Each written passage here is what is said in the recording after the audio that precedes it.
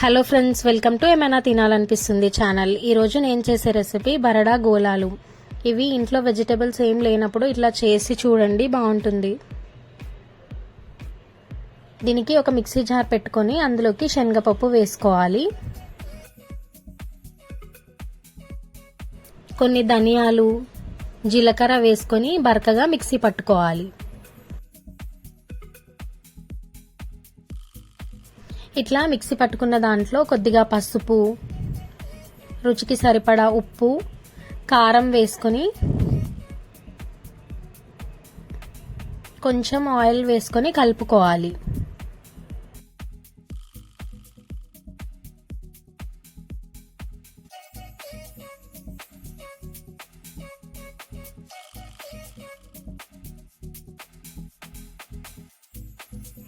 ఇట్లా కలుపుకున్న దాంట్లో వాటర్ పోసుకొని గట్టిగా ముద్దలాగా కలుపుకోవాలి. మెత్తగా కలుపుకోవద్దు. మెత్తగా కలుపుకుంటే వాటర్లో వేస్తే విరిగిపోతాయి. ఇట్లా కలుపుకున్న దాన్ని కొద్ది కొద్దిగా పిండిని తీసుకొని వీడియోలో నేను చూపించే విధంగా చేసుకోవాలి. మొత్తం పిండిని ఇట్లా చేసిన తర్వాత ఒక గిన్నె పెట్టుకొని అందులోకి నీళ్లు పోసుకోవాలి. అవి బాయిల్ అవుతున్న తర్వాత మనం చేసినవన్నీ అందులో వేసుకొని ఉడకనివ్వాలి. ఇవన్నీ మీడియం ఫ్లేమ్లో పెట్టుకొని ఉడకనివ్వాలి. హై ఫ్లేమ్లో పెట్టుకొని ఉడకనిస్తే అవన్నీ విరిగిపోతాయి.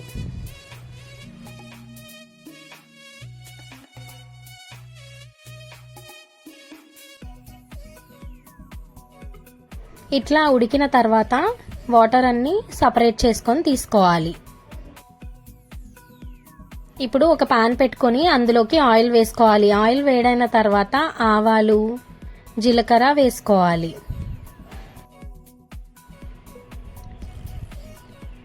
కొన్ని ఎండుమిరపకాయలని వేసుకోవాలి. ఇప్పుడు ఇందులో సన్నగా కట్ చేసుకున్న ఆనియన్ వేసుకోవాలి. కొద్దిగా కరివేపాకు వేసుకొని వేగనివ్వాలి. ఇప్పుడు ఇందులో పసుపు వేసుకొని కలుపుకోవాలి. ఈ విధంగా ఫ్రై అయిన తర్వాత ముందుగా మనం ఉడికించుకొని తీసుకున్న గోలాలు ఉన్నాయి కదా, అవన్నీ ఇందులో వేసుకొని ఫ్రై చేసుకోవాలి. ఈ విధంగా ఫ్రై అయిన తర్వాత ఇందులో కొత్తిమీర వేసుకొని సర్వ్ చేసుకుంటే బరడా గోలాలు రెడీ అయిపోయాయి. ఇవి అన్నంలో వేసుకొని పోపు చేసుకున్న నూనెతో తింటే బాగుంటుంది. జస్ట్ ఆయిల్ వేడి చేసుకొని అందులో ఆవాలు, జీలకర్ర వేసుకొని చేసుకోవాలి. ఈ రెసిపీ మీరు కూడా ట్రై చేయండి అండ్ మీకు ఎట్లా వచ్చిందో నా కమెంట్ సెక్షన్లో చెప్పండి.